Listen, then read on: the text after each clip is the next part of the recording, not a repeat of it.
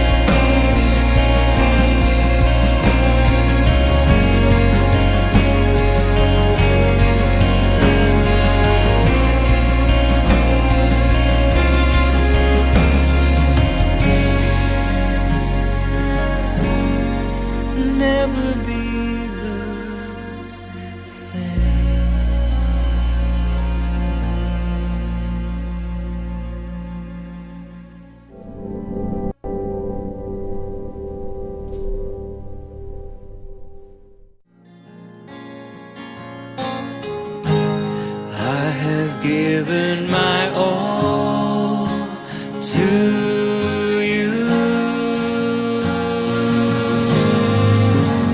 Be still and know the Lord. Be still. And God's will is simple.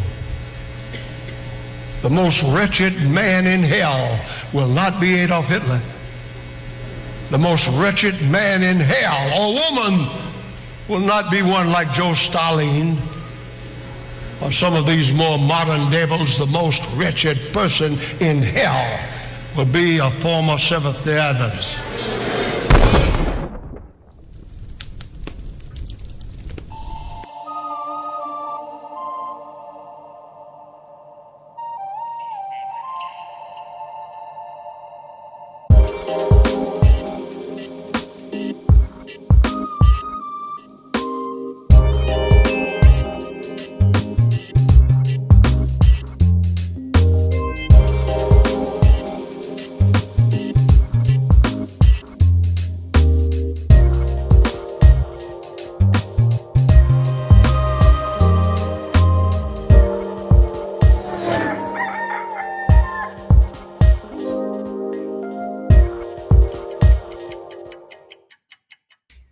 Hello and welcome to another SDA Q&A. This is actually take 2 of my Doug Hackleman interview, which sadly halfway through just stopped and froze. I couldn't log back in, couldn't fix it, had to reboot everything. And so it's a shame. There were hundreds of comments, but I will upload this one right now, going live to YouTube, Rumble for the first time today, Twitter, Facebook, and this is the book that Douglas Hackleman put together, Misadventures in Stewardship. Who watches? Who cares? It's a fantastic read.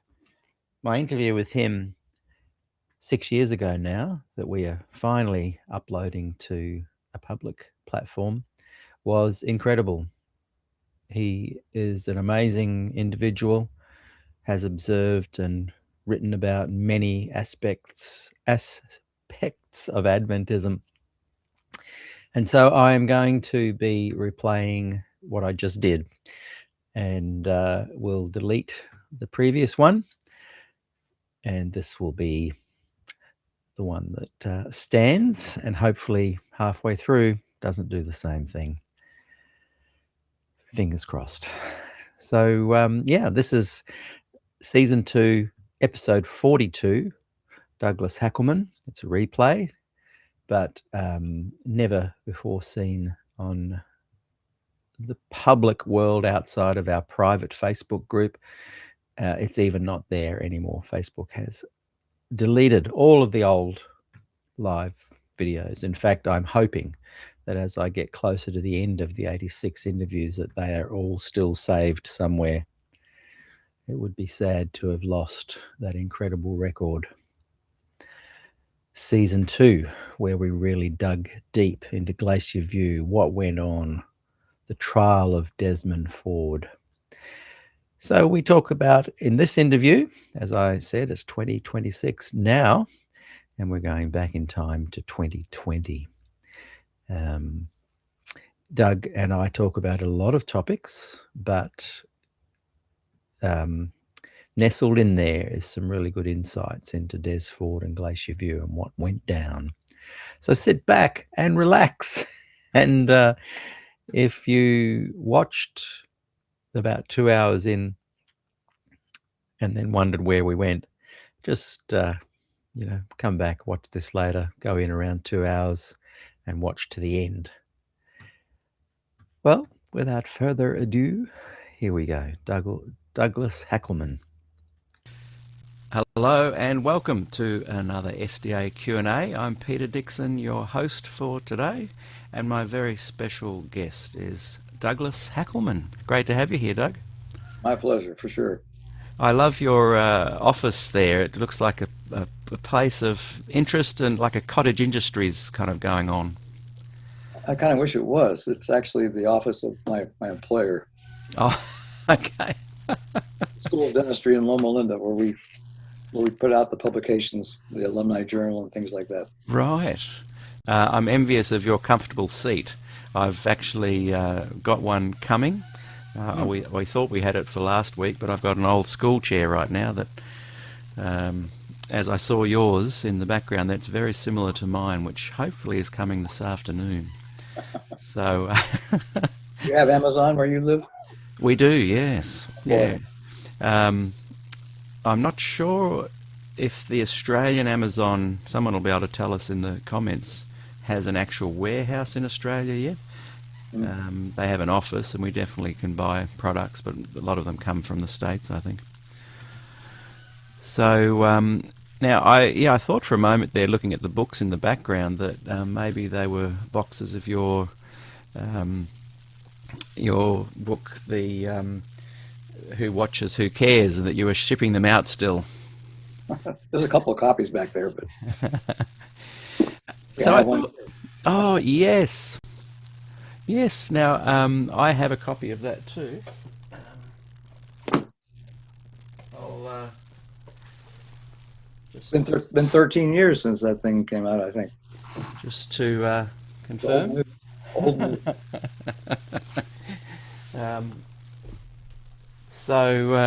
Yeah, very good read.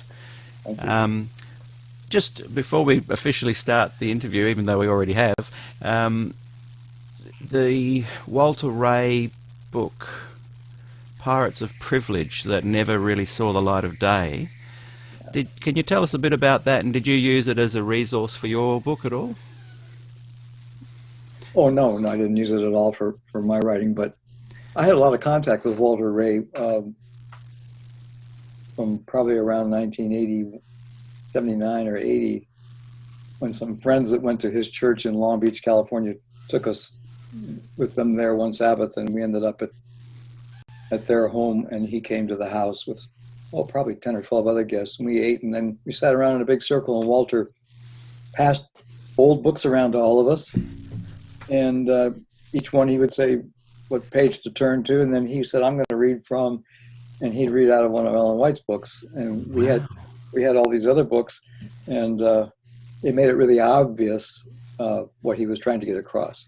Boy, that would have been an interesting conversation to have videoed. Yeah, it was a little. My wife and I went home that afternoon just a little sick. I bet. So he handed out like Edersheim and a few other books. And, Melville, whoever. And did he just say to randomly open the books, or did he tell you pages to go to? Yeah, he tells the page. Yeah, he had a key. So I've said on other interviews when I read The White Lie, it must have been 1984 or 1985, I think, that I started trying to read it. And I was only probably 22 or something at the time, and I just couldn't read it. And it wasn't real. Like I was just so shocked from, like you said, you went home with your wife and you felt sick. I felt sick, and I think because of the elevation I'd had Ellen White in my mind to start a whole kind of chain reaction of questions in my head was just explosive, really. And that book could have been so much more effective if he'd have let somebody work it over before he sent it out. I know. It's funny, even as a young person, I had that thought going through my head that I wish someone had edited it, because it was just, like I said, an explosion of information that was not only difficult to take on board because of the content, but because it was just an explosion of words and ideas and anger. Anger and I wonder who owns the rights to that. Does he have family that look after that now? That was, like I said, around 1980, 79, 80. And then I was at Walter's home up in Patterson, California, where he owned, he retired to an orchard. I can't remember a walnut orchard, I think it was, or almonds. And he did people's taxes and tended the orchard. And guy had a lot of practical talents. But he was, you didn't talk with Walter, he talked to you. Everybody had the same experience, and Walter and I had a bit of a falling out probably in the mid 80s when I chided him slightly about when the story of the Piscatacus farmer from February of 1845 came out. The Israel Damon story. I don't know if you're familiar. No, can you tell us that story and then continue on with the Walter Ray story? Yeah, Israel Damon and Ellen White and Ellen Harmon and James White were traveling in what she later described as her first missionary journey to upstate, to New England and Maine mostly.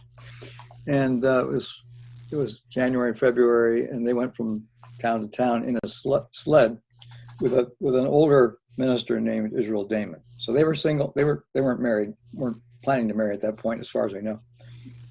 And this was not considered cool by the standards of the day to have a man and a woman traveling who were not chaperoned or whatever. Anyway, Ellen White describes how she went from town to town fighting fanaticism that followed the Great Disappointment. And I'm trying to think of the name of the young man. Bruce Weaver was a graduate student at seminary from somewhere in the southern United States. One of the conferences was sponsoring him there. And he had access to, I think he worked for the White Estate branch at Andrews. And he was becoming discouraged with his beliefs. And he was talking to Walter Ray fairly regularly by phone and feeding him the stuff he was finding in what later was termed the Z file in the Ellen White Estate, stuff that they hadn't ever shared with anybody, things that didn't sound good and were problematic. And but he was also finding examples. This would be 1980, when he was finding examples of source usage on his own and then giving them to Walter. I actually have a cassette carrier of some kind with 6 or 8 cassettes of their phone calls that I haven't listened much to. Oh my goodness. Bruce gave them to me. But so Walter was getting a lot of stuff from this graduate student at seminary who was becoming disillusioned, and then he dropped out, became a Xerox or one of the big copier machine corporations on the East Coast hired him to go from place to place to big companies and help them troubleshoot their machinery. And in the process of doing that up and down the Eastern Seaboard, he would go to courts and to historical societies and libraries looking for evidence of one story and her telling later that particularly bothered him. It was the story of the evening in Atkinson, Maine, Saturday evening in Atkinson, Maine, where Israel Damon, the older man, was holding a meeting, and White and James White and Ellen Harmon were there with him, and the police came and arrested them. And she talks about how first they were like the constable and 2 or 3 assistants came in, and they couldn't, for some reason, couldn't arrest him, couldn't get him out of the room. And then he brought in 3 or 4 more people. Short version of the story is that eventually he had 12 men there, deputies, assistants, people he called on, to try to get Israel Damon where he had fallen helplessly on the floor, and the saints of God, with their faces lit up with his glory, as she described it, did nothing to intervene. But these 12 men could not pick up Israel Damon and move him out of the room, out of the house. And she said, finally, we decided, and the Spirit agreed, or the Spirit decided, and we agreed that it would be good that if he were taken. And they were able to pick him up as easily as a little baby and carried him off. And just on the face of it, the story sounds difficult to believe. If I was in, and she said they would run out of the house every now and then because they couldn't stand whatever the aura was in the room, and then they would come back and try some more. Well, so what Bruce Weaver eventually found was a Bangor, Maine newspaper weekly called the Piscatacus Farmer from February of 1845 that had a full page of newspaper on its front that was it was an excerpted or abridged testimony from all the people the next day who testified in court at his arraignment. There were 30 people. About half of them were in favor and half of them against him, probably, but they were all at the meeting, and they were all describing basically the same thing. And Ellen had laid on the floor for 4 or 5 hours, off and on in vision, and every once in a while she would rise up and point to someone and tell their case, as the witnesses said. And the constable said, when he testified, that the place was one continuous shout. It was just bedlam. And he says, my deputies and I came, and he said I had to call in help because the women clung to him and he clung to them, and they didn't use batons back then, and they couldn't get him apart. And finally, they managed to get him out of there. But so Bruce had read this story in her version and just thought there must be some records of this. There must be maybe the court record even.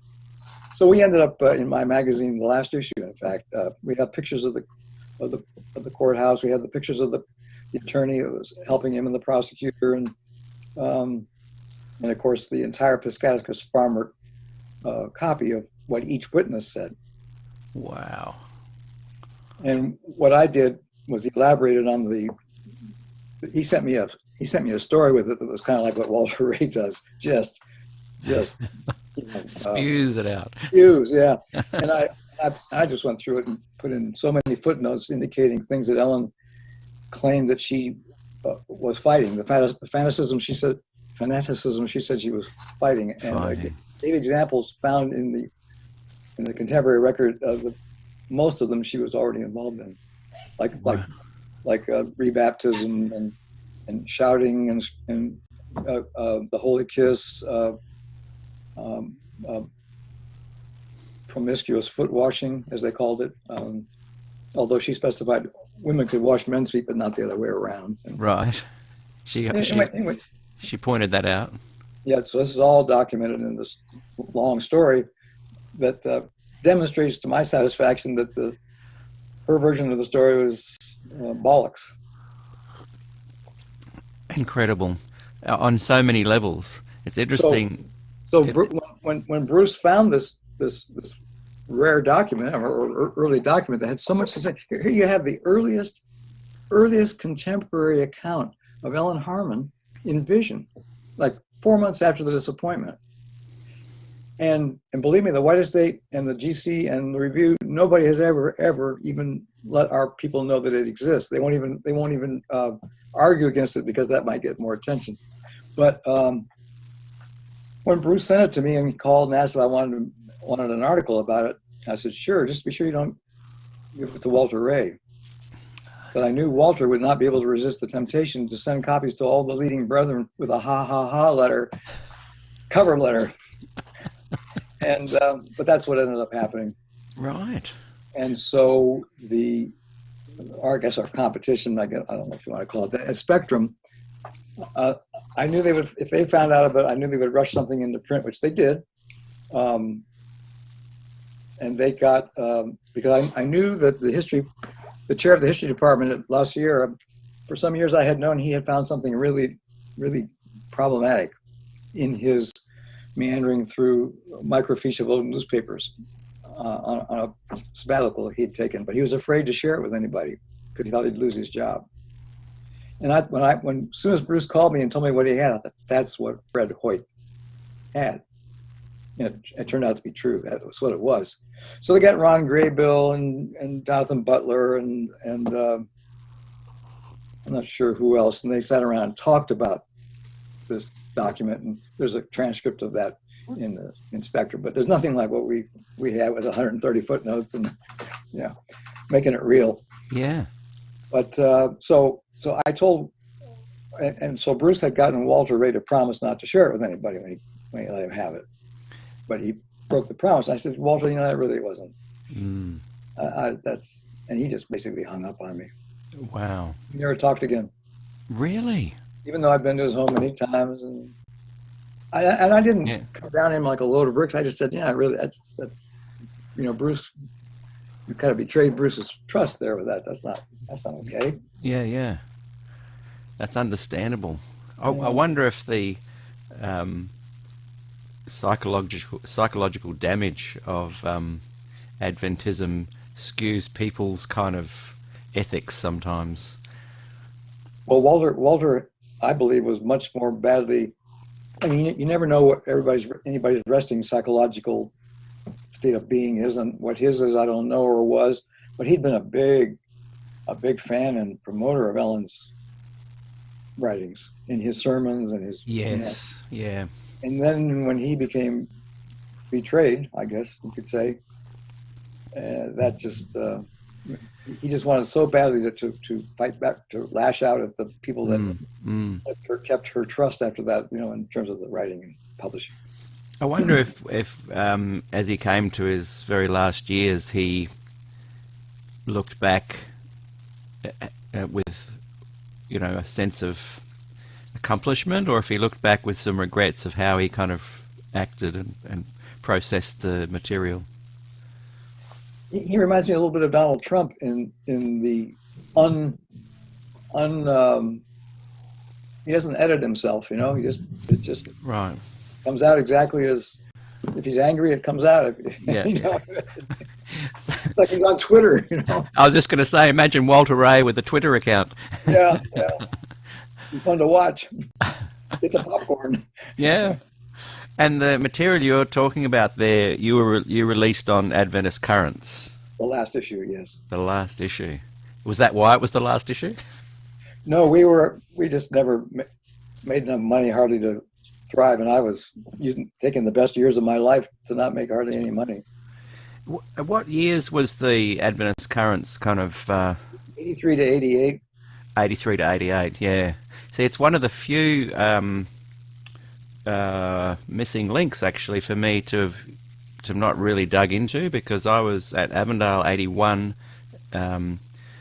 I then did a couple of years of surfing, and then I graduated in 85. And then I went to New Zealand, and it was 84 that I started reading The White Lie and just couldn't cope with it. But there was a lot of material in that time period that I've since gone back and explored. In the early 90s, I really started exploring a lot of that stuff. And Ron Number's book was really helpful with that, because it's a much more articulate offering. And we had Ron Numbers on the show with John Butler. It was absolutely fascinating. Yeah, they're both good storytellers. Yeah, and especially John. yes. In fact, people said, "Oh, why didn't you have them as two separate interviews?" Yeah. But Ron, before Ron had met me, he didn't really know what this was about, and so he said, "Oh, I'll only do it if John joins me." But afterwards, the three of us hit it off like a house on fire, and so I'm going to be getting them back separately. Definitely John. I'm not sure if Ron is that interested in digging deep back into Adventism, but his work was really impactful on me. A lot of the Des Ford stuff, Bob Brinsmead's re-examining 1844 was a real influence, and so I've been digging back and always been fascinated with Adventist history, and I've heard mention of Adventist Currents. And you've really inspired me today to go, that's one publication I haven't really dug deep into that I know a lot of people have, and it's been mentioned a lot on the program in previous interviews. How can that be accessed these days? Are you promoting it all still? What's happening with it? It's really easy. If you just go to www.hacksplace.com. Right. HACKS place.com. Okay. Part of my name and place and .com. Yeah, so just hacksplace.com. Okay, Yeah. well, I encourage everyone to go there, and I'll certainly be going there this afternoon and digging deep. And one of the great things about this social media platform we've got is people watching often put links in the comments, and usually within a couple of days the interviews have had over 1,000 views and hundreds of comments. So it's a fascinating kind of way to... It's like a publication that's interactive. I'm really enjoying it. Almost like a pandemic, huh? It's a small world after all. Where's your mask? You were going to wear it when you hopped on before. Forget about viruses on the internet, That's right. Don't pass that internet virus to me, please. Yeah. Hey, so can you tell us a little bit about your own family background, where you were born? Were you born an Adventist? And how did you come into the church if you weren't born one? I don't remember much about it, but I was born in Springfield, Ohio, and my grandfather on my dad's side lived there and was in charge of a tool and die shop. And my dad came out to Loma Linda and got an MD degree in '44, I think it was.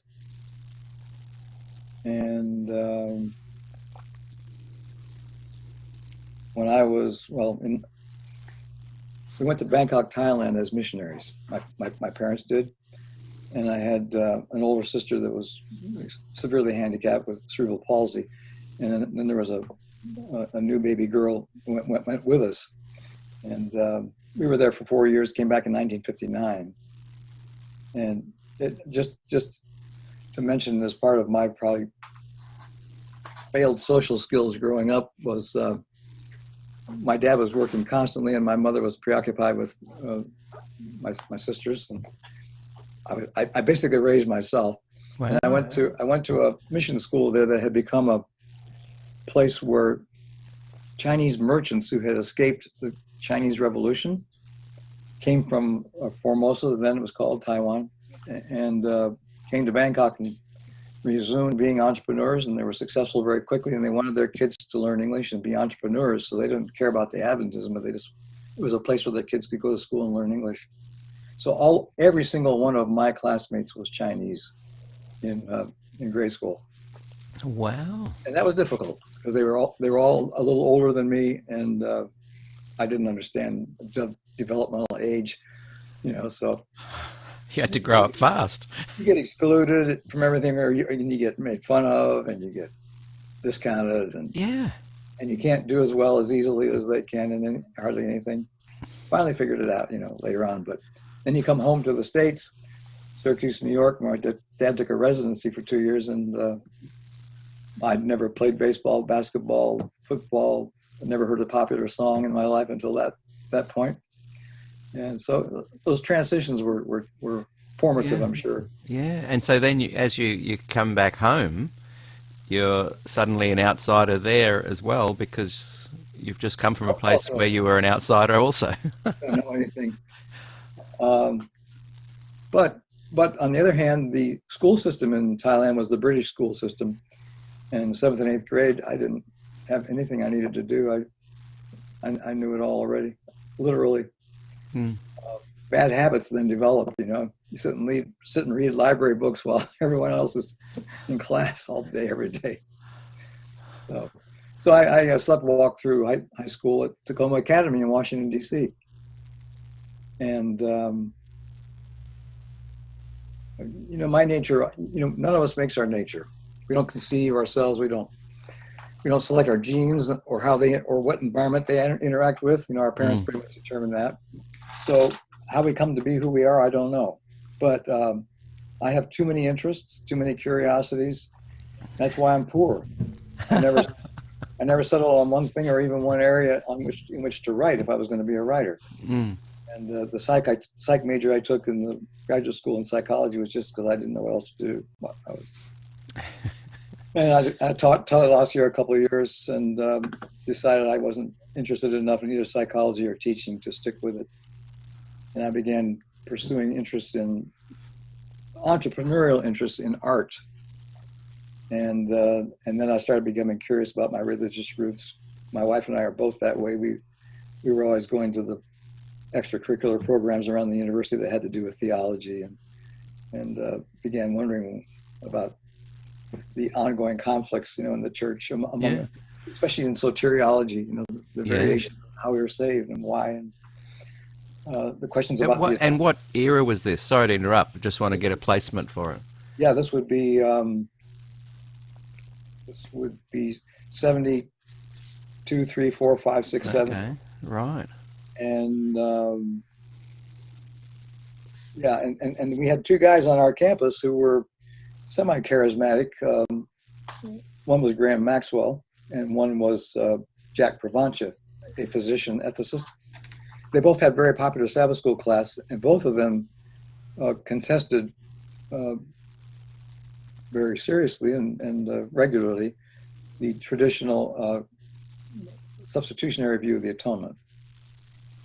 So that was the first major theological issue that I was faced with that was different, and then I tried to figure out how would I decide whether that was better or worse or biblical or non-biblical or what. And I ended up writing my first paper about these issues when Jeffrey Paxton was starting to come around North America with his shaking of Adventism, and I was pissed off that Neil Wilson and the church leaders didn't want to let him be allowed to speak in our different churches, and so I wrote about that. Where did you write about that? Just a paper that I generated and circulated, but then I found out later that the seminary professors were giving it, or requiring some of their students to read it. Wow! Not because they agreed with it, but as a jumping off point for discussion. The Raoul Deterans and I'm trying to think of the other guy who was the guy I'm trying to think of. Used to pass out and recommend Lewis Word's books, his little books on the moral purpose of prophecy. Yeah. And where were they handing them out? At seminary, one of the professors, I'm trying to think of his name, Hans Laurendell. Right. Yes. Okay. Yeah, his name's come up. Yeah, back in the 70s, he was a big name at the seminary, and Raoul Dedrin. Dedrin. Yeah. Yeah. His name's come up too. Mm-hmm. Yeah. So you're kind of already exploring a lot of this kind of within Adventism considered controversial material. Early 70s. Did you kind of? Well, no, the exploration of those issues didn't come of the theological issue. I didn't write that till like 79 or so, or 80. Whenever it was Paxton came around. Right. Okay. Up to that point, it was just going to the Sabbath school classes and talking with people. And but I wrote to Des Ford when he was at PUC, and we had a couple of long letter exchanges about this issue. And then right after Glacier View, I was by that time the local Adventist Forum chapter president, and I went to Glendale to hear him at their forum chapter in Los Angeles on Friday night. And my wife and I drove him back out to our house where we kept him overnight, and I introduced him the next afternoon at our presentations. This is right after Glacier View, and so we got to talk about it a little bit too. But we never reconciled over that, but we enjoyed each other's company, and it was really fun when he stayed with us. When we finished talking and he was heading off to bed, we had a room for him. I had put the Standish Brothers' big publication on the bedside stand there, so that when he comes out a minute later with the thing in his hand, just cracking up. What are you doing? He knew I wasn't sympathetic to them, the twins. But. No. He got your sense of humor, though. We got on well. Oh, that's. But on the way back from Glendale, I never argued with him, but I said, "Where do you see the subsidiary? Where do you see a forensic justification in the prodigal son story?" And he said,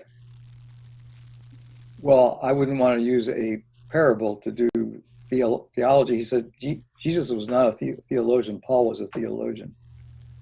And interesting answer. I found that very unsatisfactory answer, but I didn't. We'd already been through the issues, so I didn't. That would have been a very interesting question to unpack further, wouldn't it? Yeah. Wow. Did you feel that he was trying to just stop the conversation by saying that? I don't think he was trying to stop it, but I think he could see immediately the internal inconsistency of the Heavenly Father that welcomes home even without asking forgiveness, but it just doesn't jive with, I've got to have that. Yeah. I relate more to that. I'd rather extrapolate my righteousness by faith from the parable than from the theology of Paul myself. For sure. And, Paul, of course, had, if you really get into Paul and his background and what was going on in the church at the time, you couldn't argue with Paul. He'd had a direct, supernatural experience. So he had authority. He didn't have to go to any scripture and reconcile. He just. I know. So how do you argue with somebody like that? It's like parallels with Ellen White right there, isn't there? Exactly. I've often, and I'm thinking out loud here, I've often pondered the similarities there, to be able to claim certain authority, but then humbly, present it to the followers as something that, sure, follow it from the Bible. I'm hesitating with what I'm saying. Well, Peter, what happened to me after several years of doing fairly deep research into the archives and stuff in the Ella White estate and the letters and papers that I was able to access, and finding so many things at every juncture that didn't seem right, or that didn't fit the story as I've been told it. Didn't fit the claims as presented. And some of them are set out in detail in the magazine. I began saying to myself, so this is how a religion can start. Yeah. Yeah. And is it possible Christianity, I mean, and Mormonism, which I think Yeah. is crazier than anything about Adventism, Mm. and obviously clearly more violent and more political, but they are a positive cultural economic force in the United States. I'd rather have them for neighbors, generally speaking, than the average member of the American population. Mm. Same with most Adventists. They're probably not going to hurt you. Mm. Mm. But so I believe these religions, however it is they get started, and their origins seem strange and almost crazy to me. Mm. It's ironic how much good they do in the world as well. I know. And that's where people then go, well, okay, well, I don't believe these, like a lot of the academics and scholars will say, well, I don't actually believe anything supernatural happened in 1844 that night, but look at the providential nature of Adventism. And you can't argue that, but there's also something you feel uncomfortable about, where it rose from, the source of it. You still feel a bit uncomfortable about it. And on the one hand, you can say, yeah, great schools, great education system, great hospitals, incredible community. Good around the world, you know? Yeah, around the world, beautiful people. Live longer than other people. Yeah, yeah.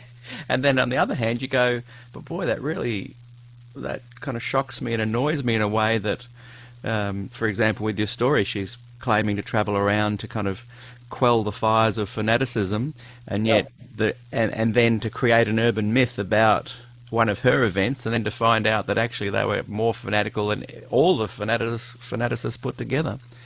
How do you kind of juggle those two things? Like, well, and the same thing with Christianity. There's a terrifically written book by David Bentley Hart called Atheist Delusions. I think it came out 2 or 3 years ago. It's as good of expository writing as I have ever read.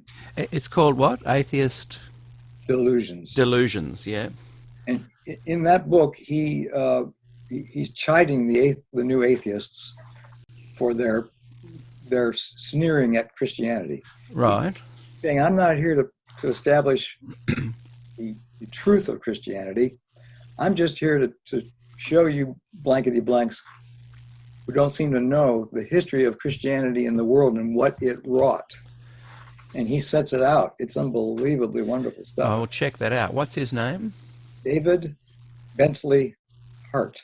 Right. I'll check that out. And maybe someone watching can put a link there. Just most fantastic expository writing. But he's telling you lots of things about the history of the Western world from the time of the early church on, and what they did that was useful, positive, or growth producing to the wider world. Yeah.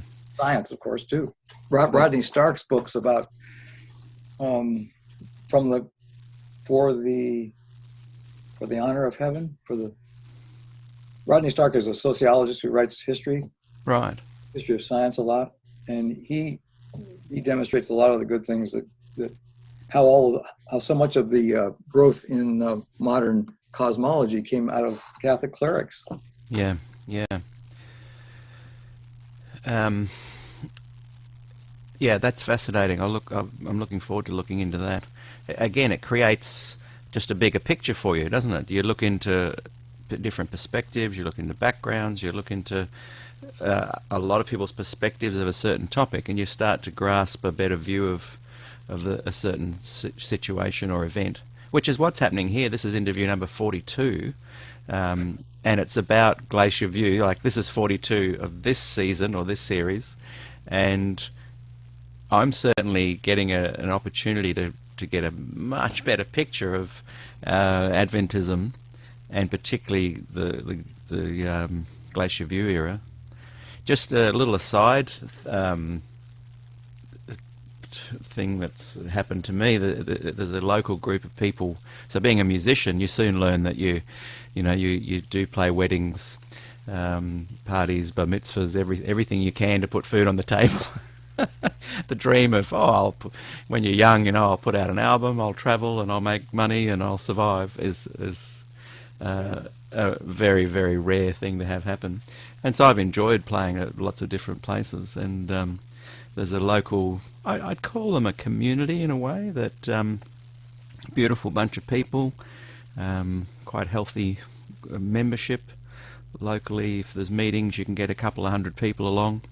And they have a lady that's quite a visionary kind of person. I'd say they're fairly new age, perhaps. And they invite me to sing my music up there. They came across an album of mine called Standing at the Cross, and they really appreciate the music, which was quite interesting because the themes aren't along the lines of the themes that they kind of espouse. But over the last 10 years, it's been interesting watching them grow, and the leadership of this lady that definitely would purport to have inspiration and visions and offer support and prophetic advice and this kind of thing. And I've, in that short time, have noted the wonderful contribution of the loving members of her community that permeate throughout our town. But I've been invited to sing up there many times. They buy a lot of my albums. And I've been in meetings where I've heard her talk about when she was in India. She was talking to one of her gurus, and in a moment she had in her hand a beautiful little chalice. I think they called a little kind of statue of Shiva. And while she was telling this story, she showed the little chalice to people in the audience, and I was standing there with my guitar ready for my little spot to sing. But within weeks, people were talking in that community about how that she had been kind of transported into a little bit of an ecstatic state, and her eyes were fluttering, and she opened her hands, and from nowhere came this statue. And so I'm seeing, and I'm thinking the whole time, I bet this is similar to early Ellen White stuff, where there's a loving community being built around it. There's a loving leader that, kind of guides the flock with inspiration. But already urban myths are starting to rise up.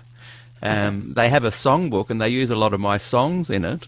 And I'm thinking, what happens in 100 years' time? What urban myths will grow around me, around them, around their community that builds? Are your songs all Christian songs that they use? Yeah, not all of them are Christian songs, but they're songs about love and hope and So, I'm only putting this story not to talk about me, but just to go. I'm kind of witnessing firsthand what perhaps was going on in the early days with some of what was happening around Ellen White, and how easy it is for urban myths to just, there they are. It sounds like the lady that you're appointed with is not so much an authoritarian, though, as the... No, but she has started developing disciples around her, and there have been splits because some people feel that she has been too interfering into their lives. Okay. Meddling. Yeah, and and she's a lovely person. Like I bumped into her the other day. I wouldn't be ashamed if she saw this interview. I think she's a lovely person and doing lots of good stuff. It's just an interesting thing to watch firsthand. Never had a testimony for you, huh? What's that? She's never had a testimony for you. She has, actually. And I just kind of sit back, and I'm the sort of person that won't sign up for anything. Yeah, okay. I hear that. Yeah. So anyway, sorry to kind of divert, and sorry to viewers to hear that story, but it's just a little interesting insight into how some of these things can evolve, and where they might be in 150 years' times, where we find ourselves. So back into your story, which is the focus here today. Do you know much about Palmdale, the 1976 kind of meetings at all? I've heard little bits, and there's a really good article by Gil Valentine that I've just started reading. I remember there was one, but that was too much in the weeds, too much inside Adventist theological battles among. It was the theologians trying to get a little room from the administrators, probably. Right. Okay. Yeah, and they weren't getting enough. They never do, of course. Yeah. Can we springboard into Glacier View and the 1979 Forum Des Ford meeting and the tapes? And then I kind of want to go into a little bit of the early 80s kind of problems the church had with the Ford, plagiarism, and Davenport. Those three were so big they made it into the Time magazine publication of, I think, 84. Kind of want to springboard into that. But can we just go, and then I want to talk a little about who watches, who cares, and misadventures in stewardship.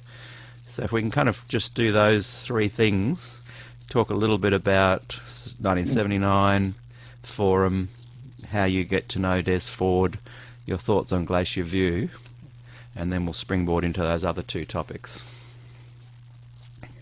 Well, I mentioned how we had invited him after Glacier View to our forum meeting. So that up to that point, I'd only had this correspondence with him regarding the nature of the atonement.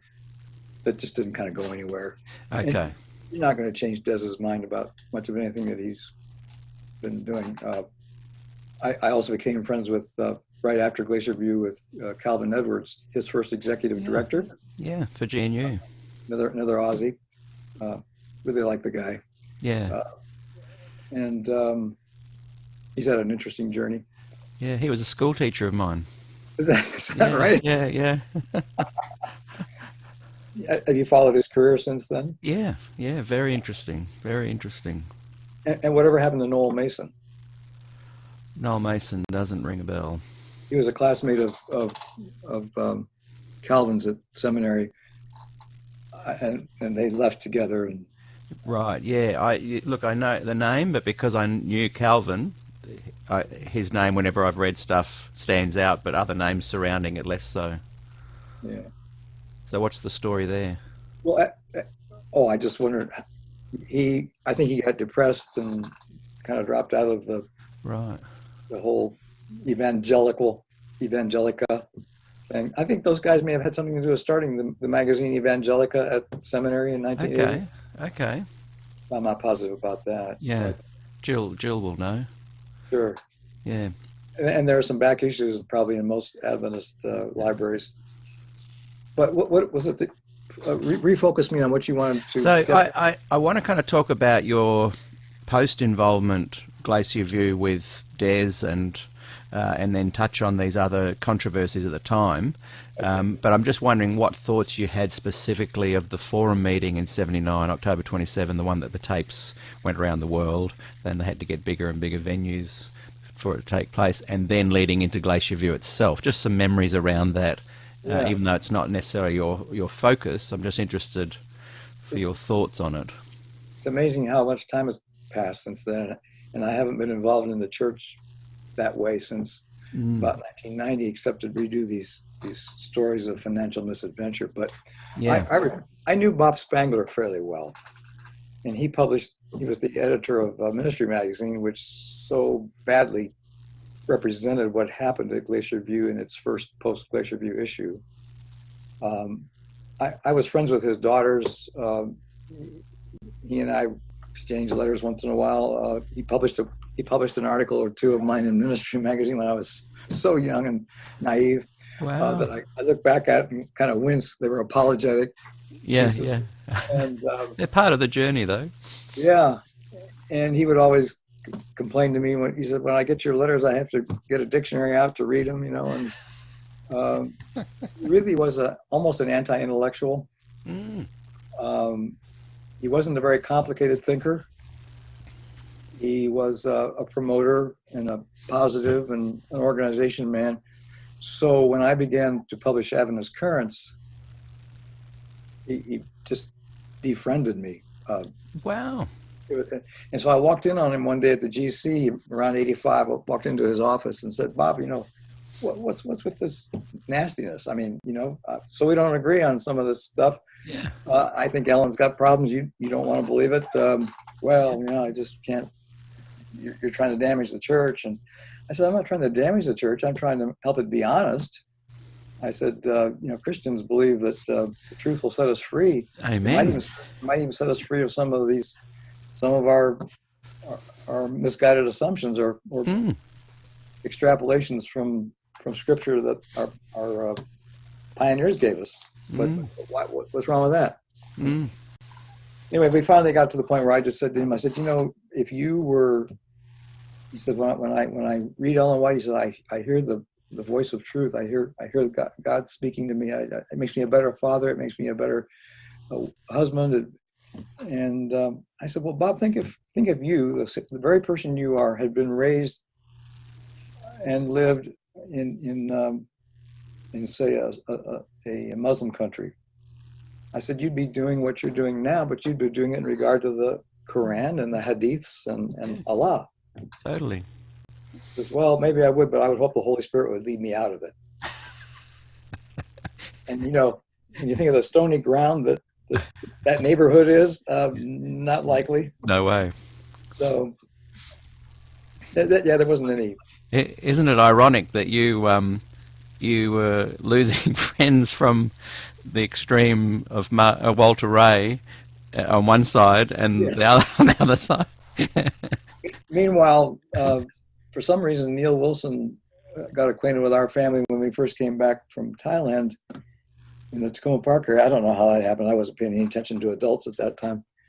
But he always would know me and ask me about my sisters by name and my parents by name. And I remember one time when I was first dating my wife in probably 1973 or 4, 5, I'm not sure where it was, but we were going up the back stairs to in the hospital tower here, one of the 3 towers that makes up Loma Linda University Hospital. And we were going up the back way instead of the elevator, and here comes Neil Wilson down the stairs. And I guess he was out for a board meeting or something. He said, Doug, how are you? And who's this? I said, Jan. He said, how's Irene, and how's Jean, and how's Nancy, and how's Gail? And just, and my wife to be was just,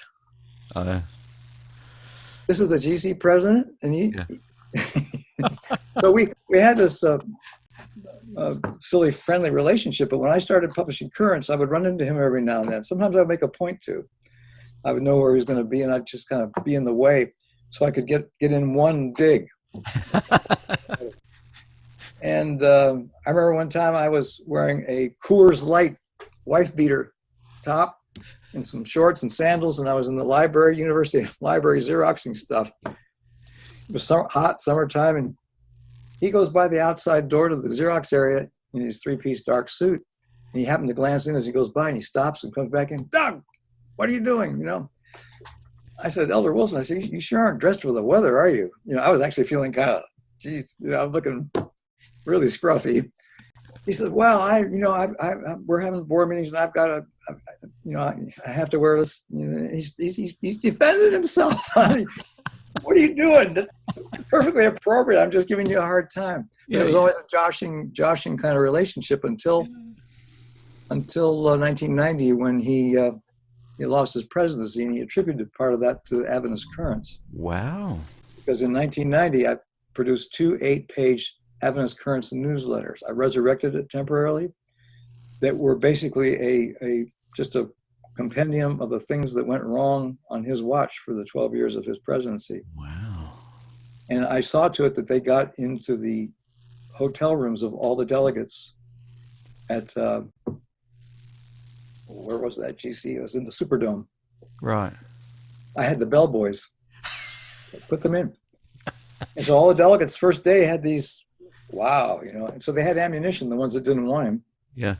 And unfortunately, perhaps, Robert Falkenberg got into place. Well, I tell you what, hey, can you do something on his son's legacy leading up to the next vote? I heard he's resigning. Ted Wilson?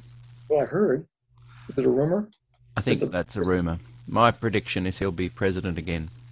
Really? Yeah. Well, he was like either a year behind me. No one agrees with me. He was either in my class or a year behind me at Columbia Union College, and he ran for student body president against a fellow named John Melnick, who now is a high-level muckety-muck in the American Medical Association. But I believe Melnick won.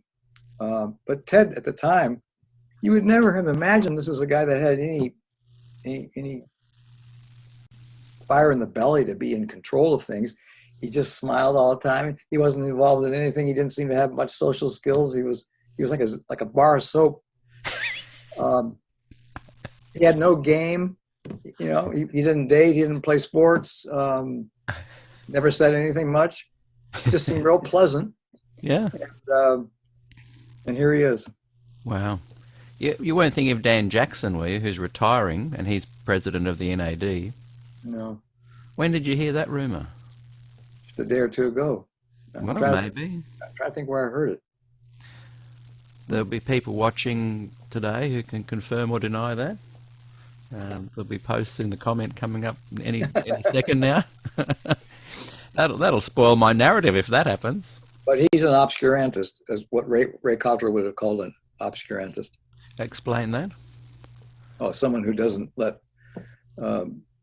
reliable information change his views. You know, Right. Isn't curious, isn't exploratory. Yeah. Yeah. And a lot of these fellows that rise to this level of administrative leadership are by their nature not the kind of people who are curious and Yeah. concerned about epistemological Yeah. rigor. Yeah. They want the message and the Yeah. followers. And I view myself as a street epistemologist. is that, yeah? Well, that's good. A Dock worker's philosopher, huh? yes, yeah. Does would you put that label on Neil Wilson? He was a very effective leader, but he seemed to be very clued into all sorts of beliefs and depths, and just chose to make his path kind of.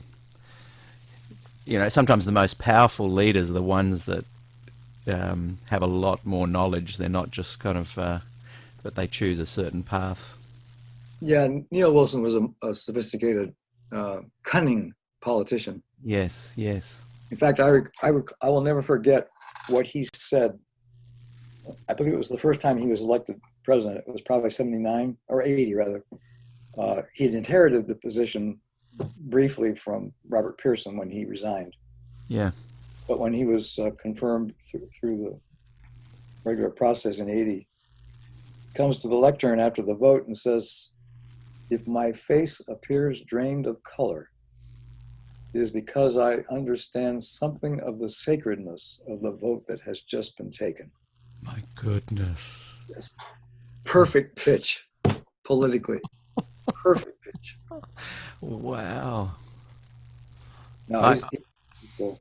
I met him. He was travelling through New Zealand when I'd graduated. I went to live in New Zealand for a while, and I was teaching at the school there. And he came and did a worship. Trying to think what year it would have been. Maybe 88, 89. When did he stop being president? 90. Yes, that would have been 88, 89. Yeah. And I was too young to... I hadn't really... Ironically, I was kind of at ground zero of the whole Des Ford thing and studied at Avondale College, but the as I've said many times, the generation just above me, instead of staying and mentoring us young folk coming up, they all left the church. And so we didn't really start grasping what had gone on till the early 90s, as I said before. So I was a little bit naive, but I did ask him a question that kind of stumped him, which felt nice. But yeah, he came across as very affable. He remembered names. He knew my name somehow, and I don't know how, but Unusual gift for names. yeah. My dad has that gift. Is that right? Yeah, it's incredible to watch. You'll go to a family function where you haven't seen some distant cousins for a long time, and he'll mention all their names, their partners' names, their kids' names, just in conversation. He's not trying to be political; it just comes out. And that's for someone who is political, though, what a skill to have. Can you say that? Can you say that quote again that he said If my face appears drained of color, it's because I understand something of the sacredness of the vote that has just been taken. I mean, that makes the voters feel good. Their votes are sacred. Yeah. It makes it makes the vote about him all the more meaningful. Yeah, but it projects him as being quite humble. Oh yes, all at the same time. That is very clever. Hey, I want to come back to a little bit about Neil, just to kind of finish a little bit of before I dig into a couple of your books. Can you talk? Did you have friends or acquaintances or work mates that became friends later that were at Glacier View? You mentioned Spangler, but were there other people? Well, I knew people who were there for sure Yeah. because I How was old were you? How old were you in 1980, if you don't mind me asking? I was born in 47, so I was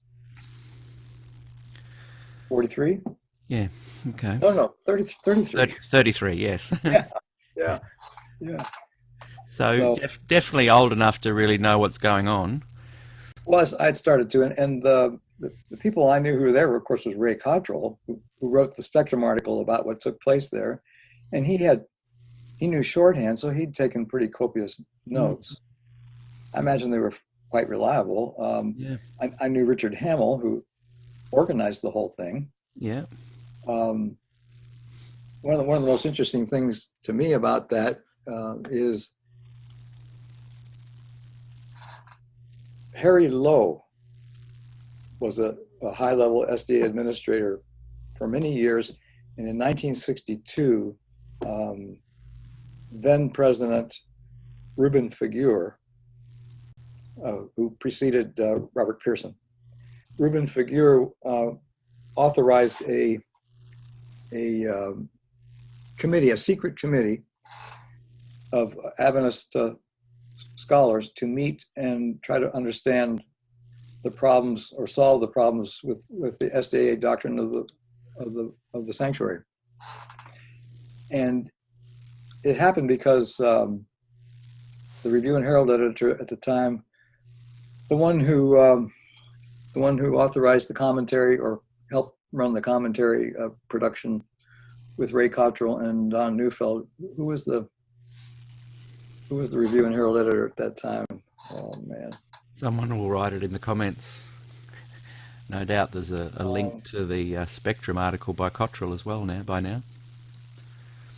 Anyway, Cottrell in 1958 had written a letter to 27 of the SDA religion teachers, anyone who had some knowledge, and several had quite a bit, of biblical Hebrew regarding the SDA interpretation of the Hebrew term nisdak in Daniel 8:14 and verses 9 through 13.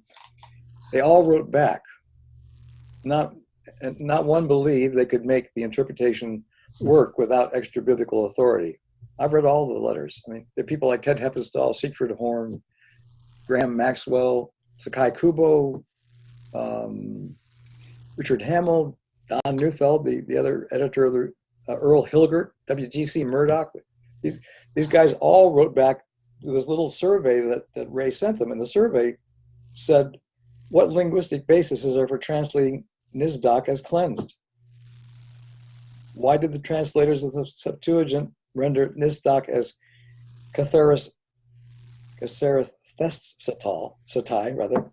What's the relationship of nisdak to its context in verses 9 through 13? How would you render it in terms of its context? What linguistic, contextual, or other reason would you offer for applying nisdak in Daniel 8:14 to the services of the Day of Atonement, and thus to the investigative judgment beginning in 1844? Every single one of them wrote back and said they couldn't do it.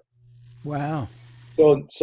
So after a bit of back and forth, Figuer authorizes this secret committee of heavyweights to meet and discuss.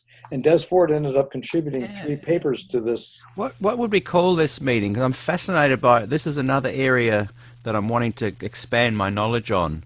How would people refer to this secret committee? What's it called? Well, Ray would refer to it as the Daniel Committee, but it was secret. And it went from 62 to 66. Yes. And it met a number of times. Yeah. This is the one where the minutes weren't kept or something. Is that right? I'm not sure about that, but at the end,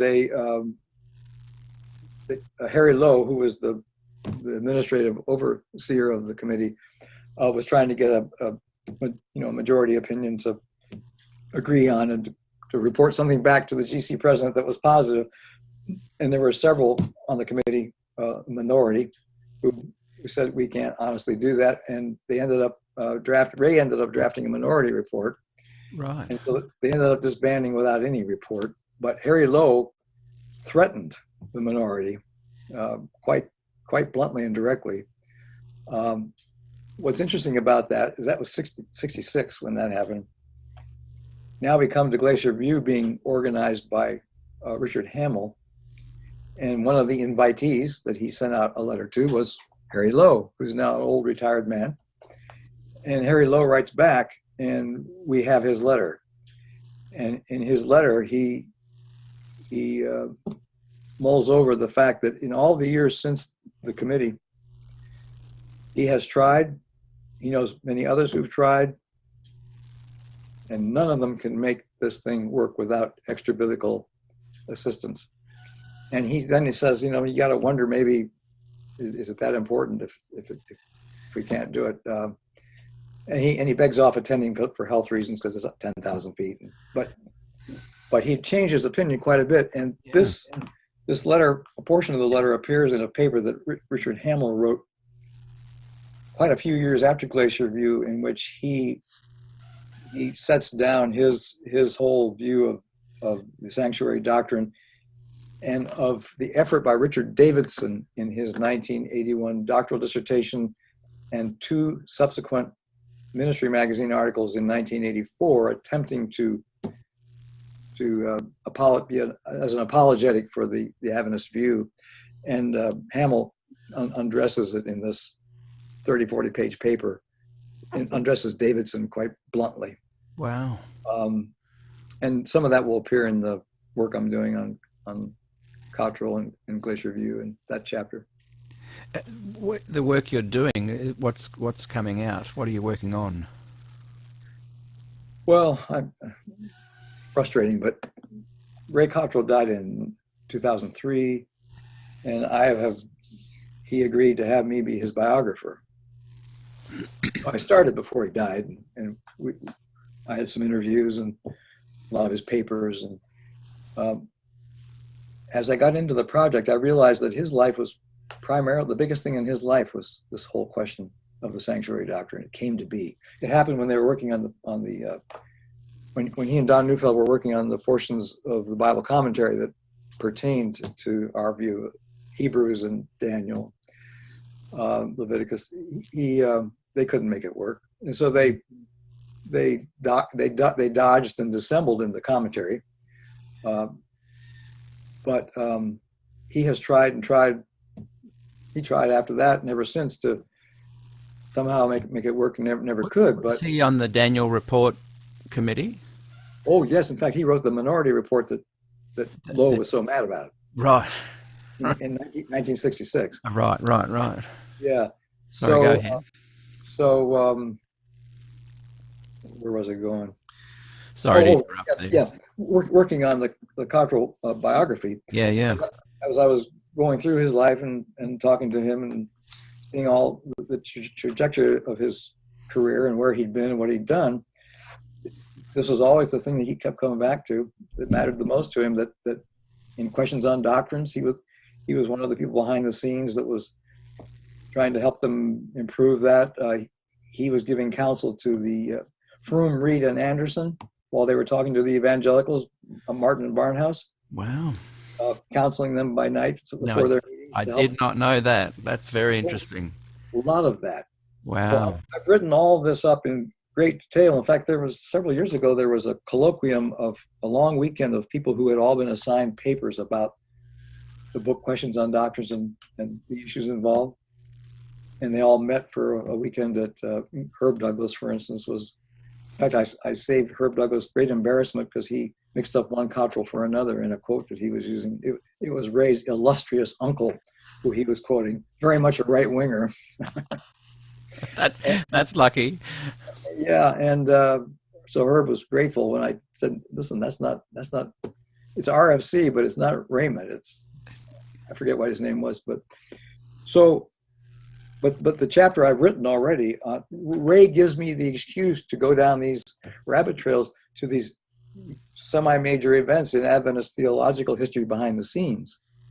And so I have written a very thorough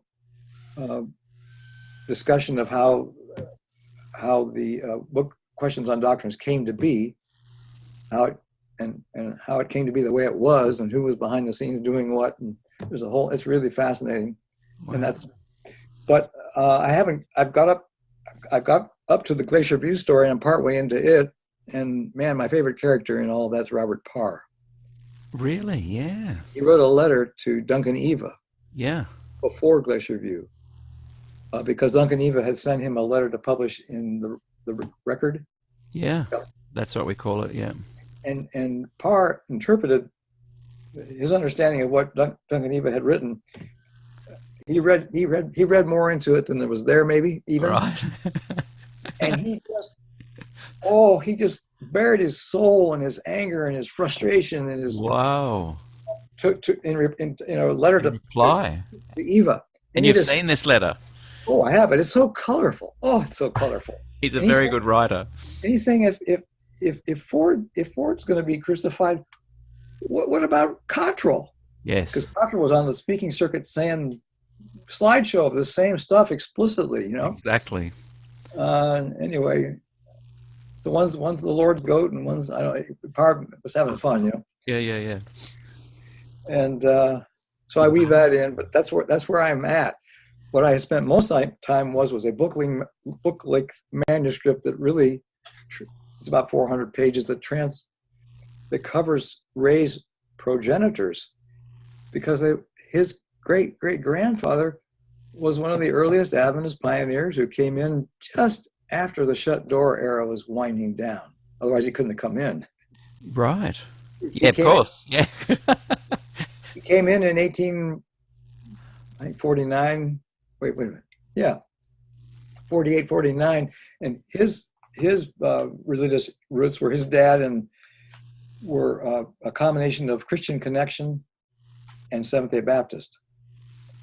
So they were very libertarian theologically. If you held a meeting to talk about issues and where the church was going to go next and what we believed, you would burn the minutes so that they wouldn't have any impact on the next meeting. They were so freedom seeking, and then of course he had the Sabbath already, and he had James White was a Christian Connection minister. So was I think Andrews, Bates.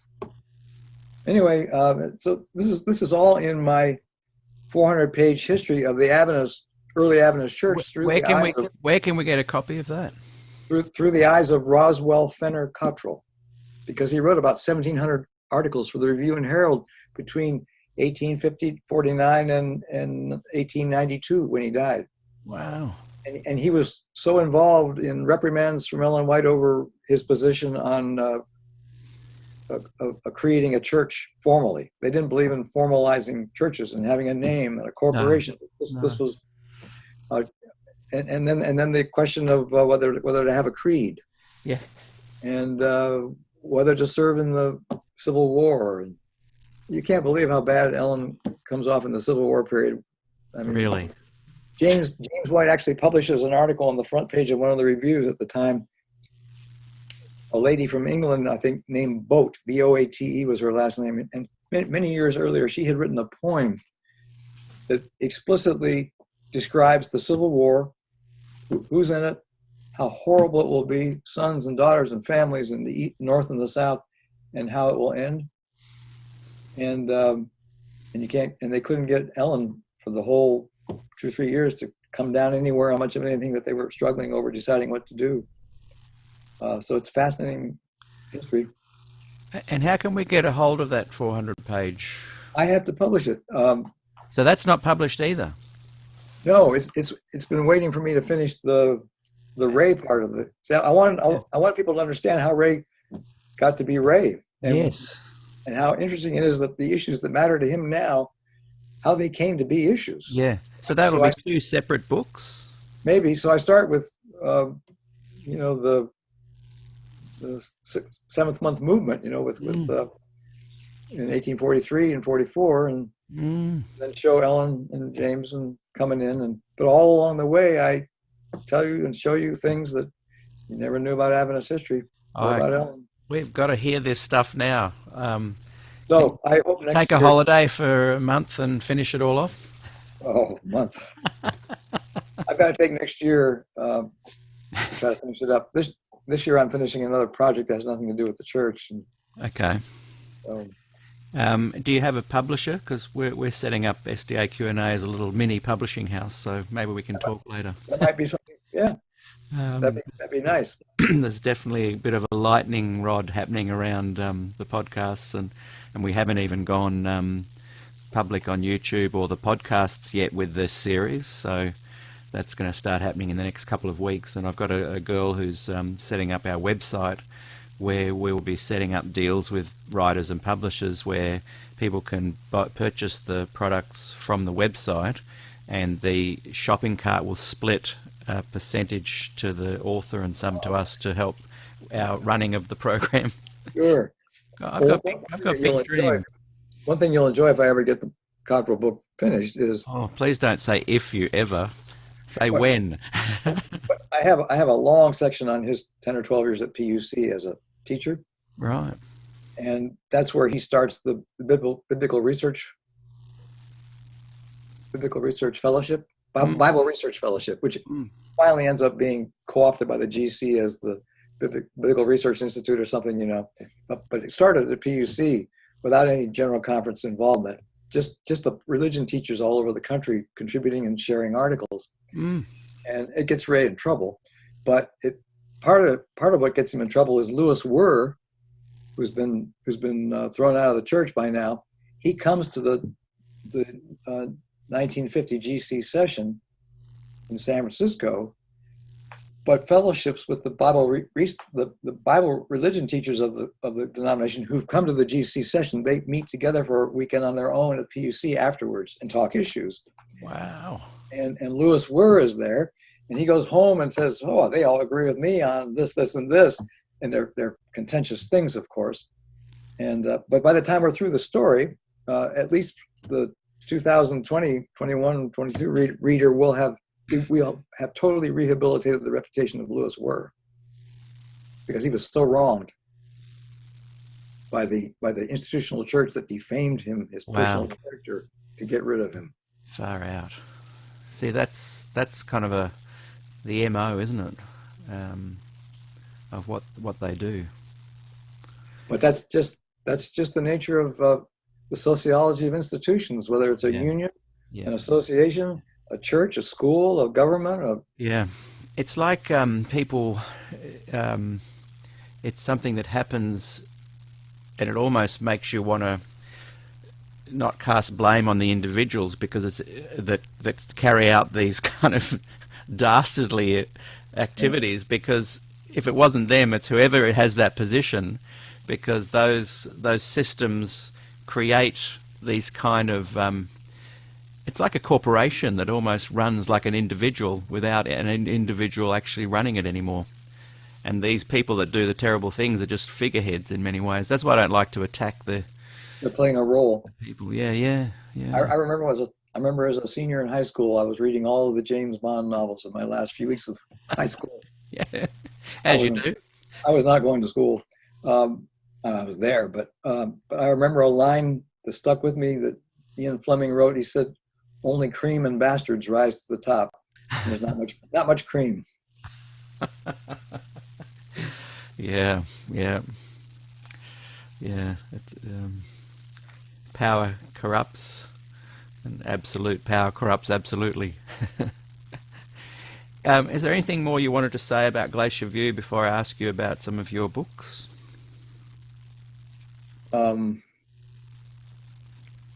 Just that, Glacier View was a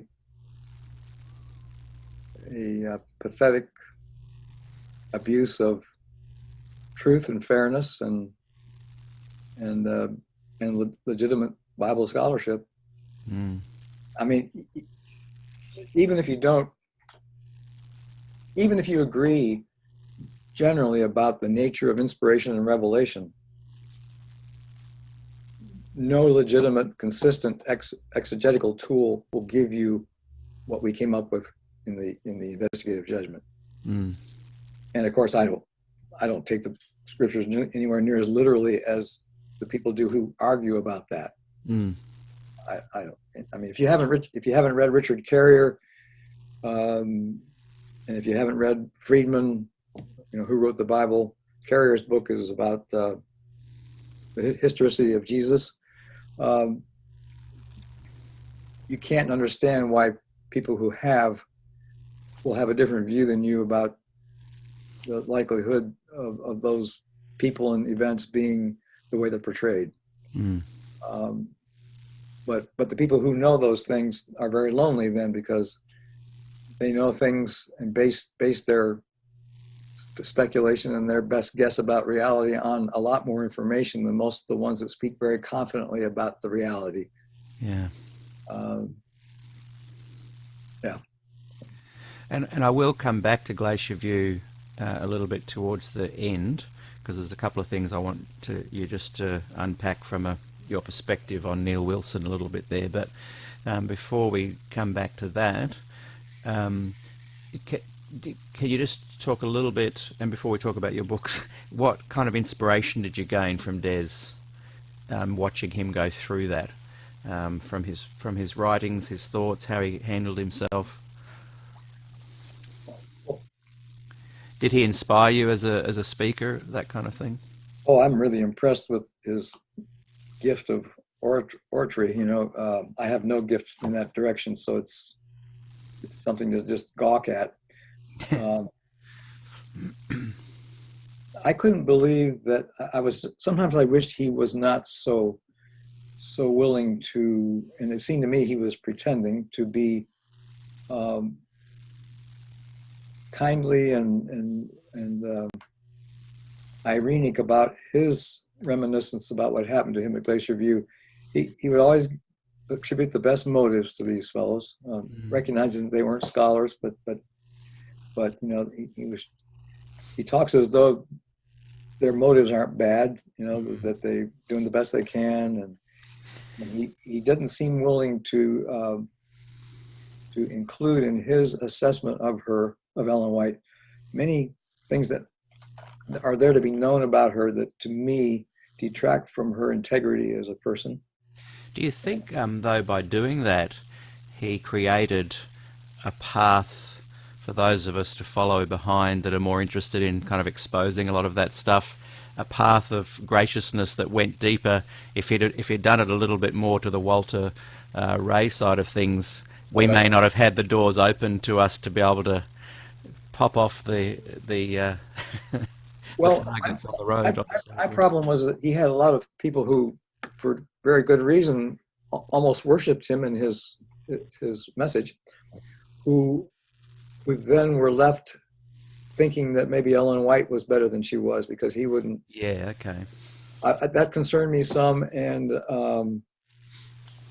I thought maybe he did not want to have a legacy of being just another D.M. Canwright. Right. He didn't want the brethren to have an excuse that he was a malcontent or angry, and if so, I think he succeeded in that regard. Not that they'll let him get away with it, but and I do feel like doors have opened because of his graciousness for us to have conversations like this. Really? On his behalf, in a way. Like I'm not in any way disparaging his process, but if I was a strategist, advising him on how to most effectively not attack, but put a dent into the Adventist Church for its wrongs to people, I would advise the gracious approach and allow the lieutenants and soldiers to follow in behind with conversations like this. Well, as you've probably thought, the Adventist Church to me over the last 30 or 40 years has become much larger, but the proportion of people in the church who even go the places where you're trying to go in your thinking and visiting and reading and considerations, there's very little of that. I mean, the only people who were doing that, as far as I know, were Westerners of a semi-intellectual bent, who were curious and believed in the tools of investigation and rational approaches to. As we become an increasingly postmodern society, I don't think the young people are nearly as concerned about epistemological rigor. No. And add to that the fact that most of the growth in the population of the Adventist Church has been third world, which is not inclined by its own history, intellectual history, to do those things. So I don't see much hope in the future for I don't see much hope in the future for the Adventist Church to proceed in the way it has for the last 40 years. Something has got to give. Yeah. But I do see hope in the kind of conversations that we're having, that I know young people are watching and starting to get an idea of how fascinating this is and how it's very important. That's why I kind of jokingly call myself a street epistemologist, because if you can encourage people to share their beliefs and then be challenged why they believe, and then be encouraged to defend those beliefs in a conversation, the very act of doing that creates a whole new kind of interest that young people seem to be gravitating to. I would think that, and I'm getting lots of emails from people from these programs, which are still only in our private group. I had an email from a guy before we even started Glacier View series, who was head elder of a very conservative church about 50 miles from here, and he joined the group with the expressed desire to have a go at me and to really influence the Liberals in the group with a more conservative approach and tell them the truth.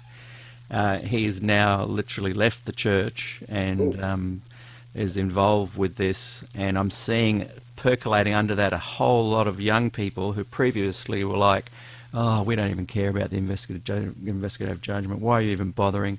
You've left the church. How can you even influence the church? You can't influence the church unless you're there. They're growing up and they're very fascinated and interested in it. So I don't see that activity and that kind of action taking place as being an indication that the church will somehow then become miraculously healed and progress in a fluid and wonderful, meaningful way. But I see it as a way to just put the spotlight on people's reasons for being, and maybe on an individual level create a kind of a life that's more meaningful with purpose for them. It's just something I'm observing, as something I accidentally fell into during the COVID isolation, running these interviews, picking up where I'd left behind on the podcast, which weren't hugely effectual. I'm just seeing some really positive developments springing up out of it. Well, at the beginning of our conversation, I'm not sure it was recording or not, you were mentioning the women's ordination issue and the vote that was taken. And that seems pretty obscurantist, social culturally, to not give it up. But I have another reaction to that is, while I think it's childish to not allow people to fill those roles regardless of their sex, it frustrates me that the same church, or people I know well in the same church who are more quote unquote liberal, more woke, more sophisticated, like I imagine myself to be. A lot of them who are so concerned about women's ordination won't express even much sympathy for all the women of the Islamic world who have it 100 times worse, and in so many categories of life. They don't have, I know what you mean. Yeah. And I certainly don't think that I'm contributing to conversation that will alleviate and encourage great things, but hopefully in a small way there's a little bit of real awakening, not the wokeness that you're talking about. I'm not woke in the sense of what that word really means. No, me either. Interesting that you're saying what you just said about the treatment of women in other places. Yeah. There was an interesting BBC program on, I won't mention countries or names or get myself into trouble there, but there's a group of people being systematically shut down by the government in parts of this country. And Oh, I'm sorry, which, oh, the country you're talking about. the country I'm talking about, and Gotcha. they're being indoctrinated out of their faith, Yeah. forced to shave their beards, and women are being sterilized if they don't change their beliefs, I know what you're so talking that about. eventually, and I just think, and I was I'm a fan of, there's an Australian TV show called Q&A, and I'm a huge fan of that. In fact, one of my friends works at the ABC, the Australian Broadcasting Corporation, and she gets me in there into the audience sometimes. I've even asked a couple of questions on the show. Oh, yeah. And one show just before Christmas, I was sitting next to one of these ladies from one of these communities from this country. Wow. And pre-show, we just had this fascinating conversation. And it worries me that these terrible things are happening. And if you look at the Adventist Women's Ordination, and I've often gotten into trouble because I'm saying, I think there's more that we could do that would be way more effective in ensuring this kind of thing doesn't happen. And it worries me that in many ways it's a cultural issue. It'll probably change. Yeah. But if we can't even speak up for those things, how could we ever expect to be Sister Rosa and stand up and refuse to go to the back of the bus? How could we even begin to think of standing up for these women in this country? Because we're too scared to, you know? How can we get Apple to stop using slave labor Yeah. in the same place? Yeah. Yeah. Anyway, we're digressing a bit, but this is a conversation. You know, if people think this is a formalized, Didn't we efficient. map this out ahead of time? What's that? Didn't we map this out ahead of time? Yeah. I'm notorious for not sticking to maps. My wife's Irish, and before I met her, I love Ireland and Irish music, and I travelled there in the early 2000s, and I hopped off the plane, got into the first bus, went to whichever town it went to, and I spent 4 weeks travelling around Ireland with no plan, and it was just fantastic. It was just The Irish saved civilization, as you know. yeah. Oh yeah. Have you read the little book, How the Irish Saved Civilization? Oh, I have. Amazing. Yeah. Incredible. My wife and my two daughters took a trip like you did to Ireland Yeah. a few years ago, and they just had a great time. Yeah, it's incredible. And my wife's from Cork, and her not too distant future, I think her grandmother can tell some pretty interesting stories about the Republican movement and you know, the war against the British, and they know suppression and oppression way more than Adventists do. Interesting. Anyway, we've sidetracked, but that's totally fine, and I make no apologies for that because these are very enjoyable conversations. I wanted to talk a little bit about your books, particularly Who Watches, Who Cares, and Misadventures in Stewardship. You know, you've written about the administration of the church, and why have you been interested in this? And can you tell us a little bit about both of those books? I'm only aware of one book, but anyway. Oh, sorry. Magazine of books? I just read I think the subtitle as a second book. Oh, okay. Sorry. Tell Tell us about Who Watches, Who Cares. I was hired to write that book Oh, really? by a few doctors who got together and wanted I'll to just hold it up again. Yeah, you can get it on Amazon if you try. Yeah, I read that as a second book. Oh yeah, these doctors got together and ran by those stories with me, and I knew the basic outlines of all of them already. And they just wanted me to, they held a meeting at the university church in its side chapel one Sabbath afternoon for a large audience that everybody had 8 minutes to, 8 different people took 8 minutes each to, I'm sorry, 6 or 7 different people took 8 minutes each to summarize the stories at the time. And then they talked to me about, man, that'd make a good, would you edit that stuff and put it together for a little booklet we can. And as I started looking at it, I started thinking about how much more it could be. And I told them, and they said, well, we'll pay you. So I took a year and a reasonable amount of money, wrote the book. And recently, one of the ringleader of these doctors came to me, and we went to lunch, and he said, we have the money if you want to write another one. We'd like to. I'm not interested, but and I have a job that's more than full time now, especially with COVID. I'm doing someone else's work as well that's been furloughed, Yeah. So I have to keep my health plan, but now more than ever.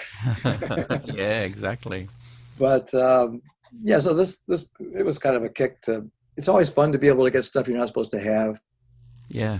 And get it out there. And the worry was when I was writing this, if you look at the name, there's a name index at the back. So the worry was when I was putting this together and getting ready to publish was that we would get sued. Oh. But there's, I don't know, 1,300 endnotes in there. Everything that's controversial that I assert has a primary document practically. Yeah. And a lot of people are made to look very bad in this book, but I was banking on 2 things. One, that I've been really careful and had the truth. Number 2, that most of these people were church workers, and none of them, the church doesn't want a lawsuit because it generates more bad press about these very things. Yeah. So anyway, I've never heard boo. You never had any problems with it? No. The Andrews University has a publication they put out once or twice a year, reviewing books that they picked it up, and I couldn't believe their review of it. It was just utterly pathetic. They were saying how accurate and careful and legitimate it was, and then they said I had defamed all the people in the book. Yeah. So how can it be accurate and careful? I defamed them. And these were the reviewers were PhD professors in the business school. Yeah. Who should know a little bit about business law by now. Yeah. It's just their way to put you down. Well, uncover themselves, maybe. I don't know. The doctors that kind of helped to fund this then and collate it or put it together, are they mentioned in the book? Yeah. Or they wanted to remain private? No, at the beginning there are people that are thanked. Because you've mentioned there's concluding essays by Frank Nittle, Arden Clark, and Stuart Schenkel. Stuart Schenkel was one of them. Right. But at the front, acknowledgments, I think. Right.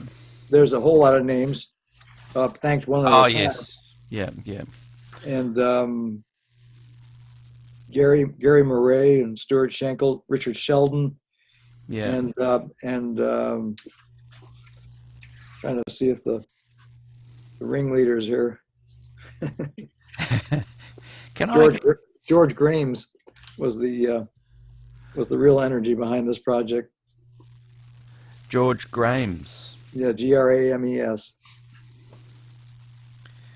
And where's he now? Is he still alive? Oh yeah, he's around. He's the guy that took me to lunch. Can we do another one? Yeah. I mentioned earlier, and I was watching an Ankerberg show where he was talking to Des Ford and Walter Ray. Yeah, a long time ago. Wow. Yeah, I think 84, 82, something like that. Now, I'm watching this show on YouTube, of course, years later, and I'd been very aware of Davenport's situation. High resolution, I bet. What's that? High resolution, I bet. Yeah. And so, I was aware of the Davenport thing. I'd spent a fair bit of time looking into it. I'd read The Pirates of Privilege, which apparently Walter Ray had his what do they call it, the sustentation threatened when he retired, and so he promised that if they restored that, he wouldn't release Pirates of Privilege. But I think his son put it on the internet. I've read that anyway.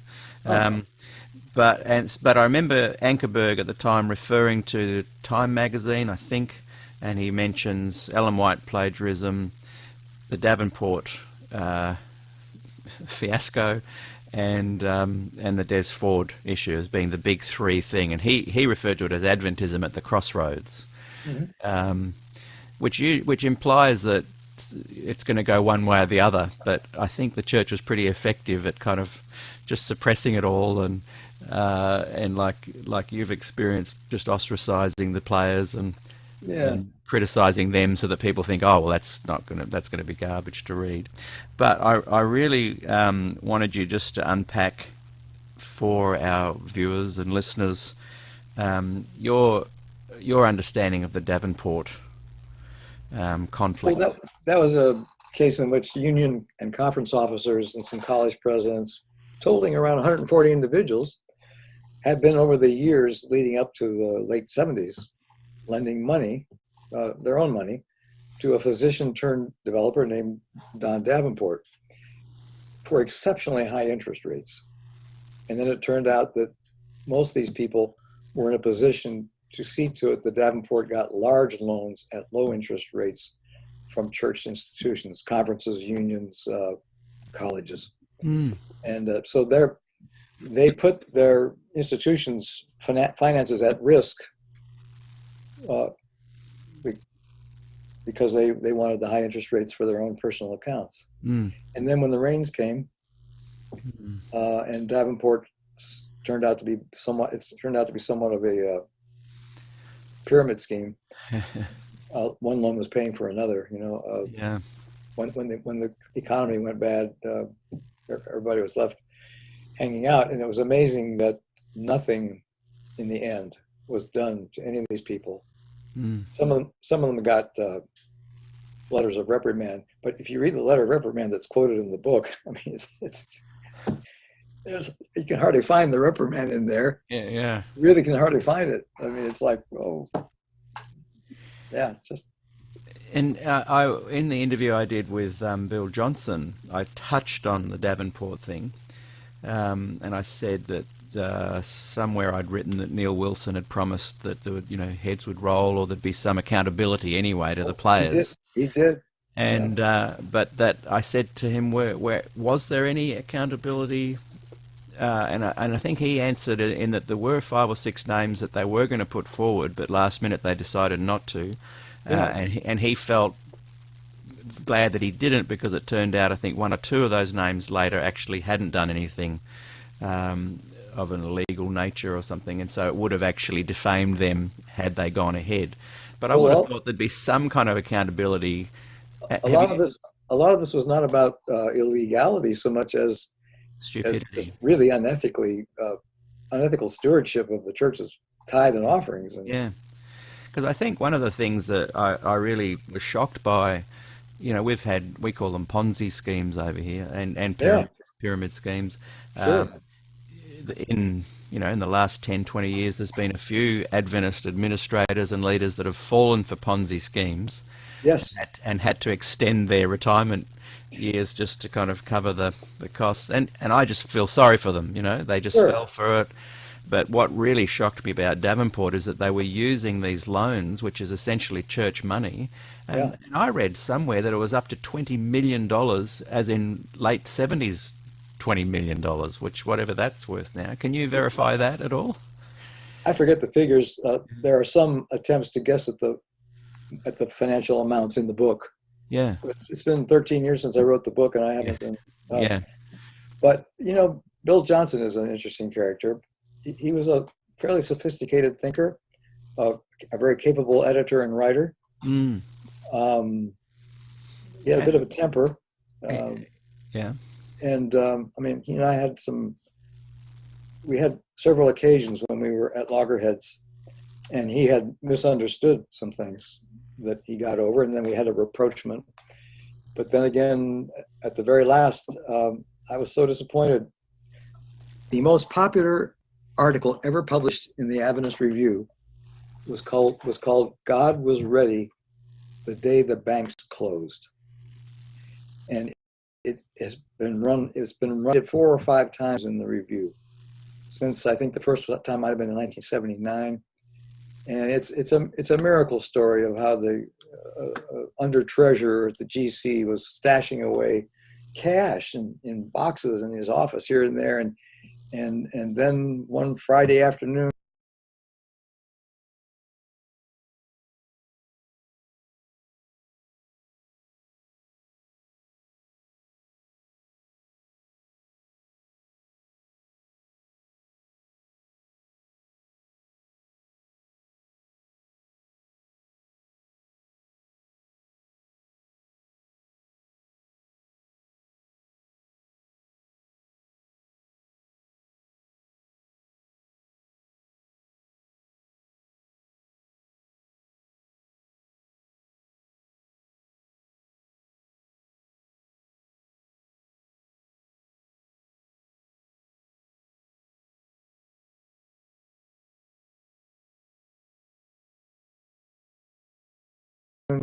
when he's going to New York City on the train, as he did every other week, to wire from a bank there all of the General Conference's mission budget allocations to all the workers' pay every other week. He, on this particular occasion, he didn't know why he was doing it, but he wired 3 months worth of mission budgets to all the overseas missions. And he came back that Friday night on the train and got back to Tacoma Park and slept in that morning, didn't go to church, woke up to hear the paper boy outside on the street yelling, "Read all about it, read all about it." And the banks had closed. FDR had just become president, and he had declared a banking holiday in 1933 in January after his inauguration. And because they were afraid of runs on the banks, and for some reason the financial exigencies that were going around at the time. And so the thrust of the story is that a miracle had taken place. He had been impressed to provide the missions because the banks were closed for 3 months, and there was no ability to wire funds all that time, and the missions would have been just in a terrible, terrible state of affairs if they didn't have their regular income from the GC. Well, it turned out, if you go back and read history at all, that there was a banking holiday at that time, and it was a maximum of 10 days. So there was no miracle needed. Even if all the other part of the story could be true, it was unnecessary. And one of my guys, a good friend, Dennis Hokama, who was working with me on Adventist Currents, we had prepared a thorough deconstruction of that story for the next issue of Currents that never came out.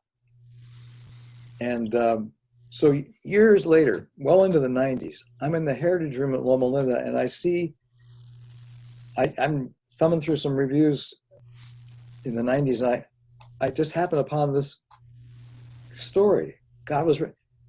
Anyway, and there's a little thing at the bottom. They're publishing it again because it's so popular a story and blah, blah, blah. And so I wrote Bill a letter and sent him a copy of my friend's story as it had been prepared with the appendices, with all the documents, both from Treasury and from history and from newspapers that demonstrate what actually happened, and that this is totally unnecessary if it was true at all. And I just wrote to him nicely and said, you know, I've been an editor, and I know how I would feel if I found myself running a bogus story. I wouldn't want to do it again. I said, you know, so I'm sending you this material so you can. Long story short, a number of letters back and forth, and a year and a half or so later, and him writing me and saying he had a professional historian look at it, and they were putting their stamp of approval on the story. And I said, Bill, how, you know, it doesn't matter what some professional historian told you, that you've got the evidence there. You know that there was no miracle required. The banks didn't shut. You could wire funds from Tacoma Park if you wanted to. from Suburban Bank across the street there. I mean, I banked there myself. And what happens? They put out a story in the review defending the story by Merle Poyer. There's a guy named Poyer who worked as an assistant at the White Estate for quite a long time. I guess his wife, Merle Poyer. And they start off talking about how this guy, Dennis Hokama, wrote this thing to hurt the church or to damage the church. And they had absolutely no reason to mention his name. He had never published anything. I sent his material to Bill Johnson to help him avoid repeating this mistake another time. And they have the gall to defame my friend. And then what she had done was found little details in the story that appeared to be real and true at the time. Not the main thrust, but you know. And one of the things was the guy coming back from New York, and about how the traffic was so heavy, they got held up 2 or 3 hours on some bridge going from New York to back out of the city, and they provided as evidence a New York newspaper for that Friday night, the Friday night edition of a New York newspaper for that date, to prove that the traffic had been so heavy. You see how they goofed? Yeah, incredible. The next night, maybe they could report it. They can't report it. I mean, they did 2 or 3 things that stupid in trying to defend this story, and there was no reason to bring it up and mention Hokama, my friend, and accuse him of something he hadn't done. And see, in the end, by defending these kind of actions, they're making themselves look worse. They'd be better to go. They'd be better to go. Oh, yeah, that's right. But now they do. But Bill Johnson's final. You should see the letter I wrote him. I wrote him a barn burner, and he wrote back and said, "Well, Doug, you know, you write with great power, and blah blah blah, but you know, you just might be wrong." Yeah. So I have trouble respecting the intellectual honesty of the guy. Yeah. He has some nice qualities, but boy, has he defended Des? Do you think, or has he quietly? He's been a quisling, you know.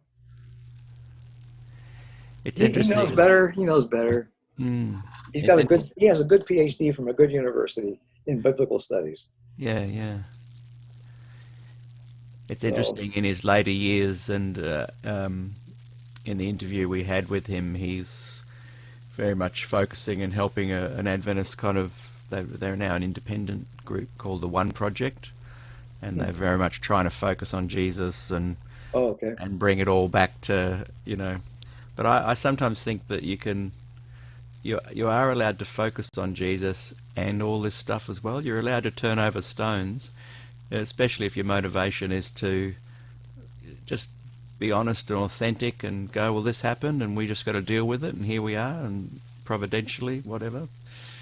There's some good things. One thing it'd be nice to mention, since you've given me this format for a few minutes, is I should mention along these lines that in the 3rd, I think, issue of Adventist Current, you'll find a story called The Greening of Graybill, where he loses his job at the White Estate because they became aware of the dissertation he'd written about Ellen White called The Power of Prophecy at Johns Hopkins for his fulfillment of his requirements, and tried to hide the fact that he completed it from his bosses.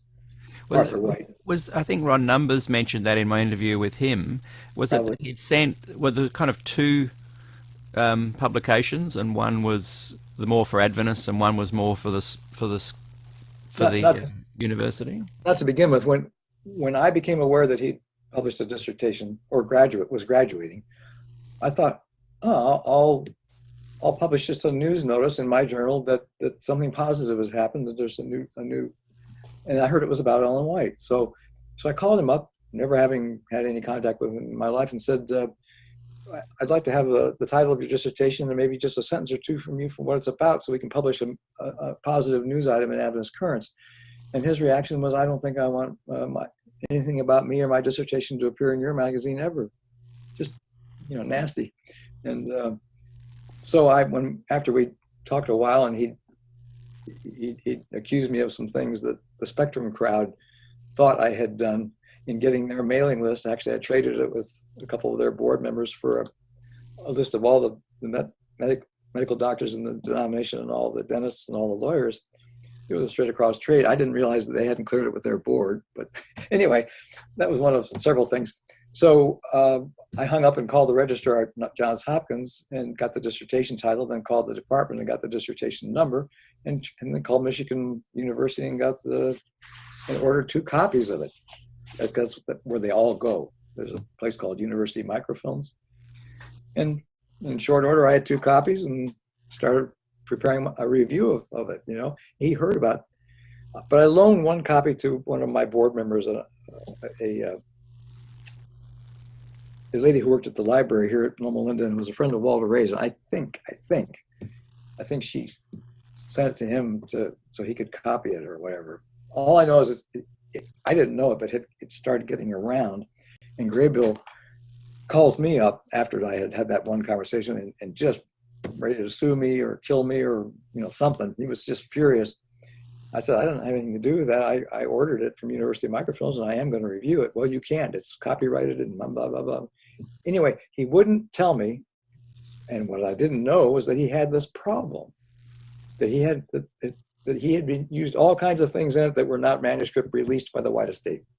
Because I had followed their rules regularly. When I wanted something from the White Estate to quote that wasn't published before, I would go through that process and I was always turned down, but I never broke their rules. Right. He had access to everything in the vault for years. And he'd used it in his thesis. Yes. So I didn't know he had that vulnerability. He knew it and he was scared to death. Oh. But he wouldn't tell me, hey, Doug, this is what I've done. I really need you to, if you're a decent guy at all, to help me. Yeah, I would have worked with him. Because I know he was sharing things here and there with other scholars around the denomination that he had access to. Right. He could have done me a few favors and things would have been fine. But anyway, he didn't tell me. He just threatened me with lawsuits and blah, blah, blah. So I went ahead and reviewed it. And but him knowing that the review was coming out and knowing that the dissertation had gotten loose, he revised it and gave it to his bosses, which was smart to get ahead of it. But somehow they found out that it wasn't identical. And these are the 2 versions now that I was talking about. Yes, exactly. And they found out it wasn't identical. And that was what lost him his job. They would have forgiven his breaking of all those rules if he hadn't tried to deceive them. Mm. And so the review announced, some months later that Ron Graybill was being released to go to a job at the union office, being the publisher of the union paper, like Bob Parr, Yeah. And that the board had voted 11 to 7, or it was a 4-person margin. They voted to release him, but they didn't go into any of the whys and wherefores. So I called Bob Olson, who was the head of the White Estate at the time. And I said, Bob, I want to know about something, or I wanted to share something with you. But before I do that, I want to thank you and Bill Johnson and Charles Bradford and somebody from Australia, I think. Anyway, for voting to keep Ron, even in spite of all that he did. So what I had done is look at the White Estate board list, and knowing there were 4 who'd voted for him, and knowing the men I picked these 4 and thanked him for all that. Him and Johnson and Bradford and one other, I think it was Spangler, I don't know. And there was a silence on the line, and he says, how do you know that? How do you know that already? I said, well, I know it now. One of my favorite moments as an investigative journalist. Oh, wow. Wow. I had Bob Olson for a professor at PUC in Pauline epistles, and we didn't get on well. And that's how I ended up naming the company Mars Hill